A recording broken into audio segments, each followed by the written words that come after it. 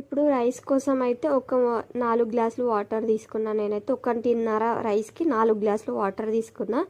Water తీసుకున్నాక అందులోకి గరం మసాలా మొత్తం వేసుకోవాలి. అలాగే కొత్తిమీర, పుదీనా వేసుకొని కొద్దిగా ఆయిల్, బగారాకు, ఉప్పు, అలాగే అల్లం వెల్లుల్లి పేస్ట్ వేసుకొని బాగా కలిపేసుకోవాలి. కలుపుకున్నాక ఇలా మసలేదాకా ఉంచుకోవాలి. ఇలా మసిలిన తర్వాత మనం కడిగి పెట్టుకున్న బాస్మతి రైస్ని వేసుకొని బాగా కలిపేసుకొని అన్నం ఒక 90% ఉడికేలాగా చూసుకోవాలి. ఇలా మధ్య మధ్యలో కలుపుకుంటూ ఇలా ఉడికింది అన్నప్పుడు ఈ రైస్ని తీసేసుకొని పక్కన పెట్టేసుకోవాలి.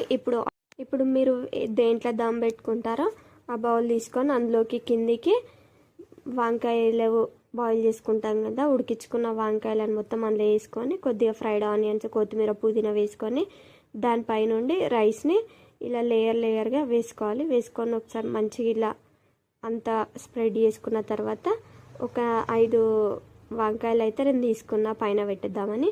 ఇలా వంకాయలు కూడా పెట్టేసుకున్న తర్వాత ఇప్పుడు దీనిపైకి కొత్తిమీర, అలాగే పుదీనా, ఫ్రై చేసి పెట్టుకున్న ఆనియన్స్, 1 కప్పు వరకు వాటర్ అండ్ అలాగే ఒక నిమ్మకాయ పిండి వేసుకోవాలి. మీ దగ్గర ఉంటే నెయ్యిని కూడా వేసేసుకోండి.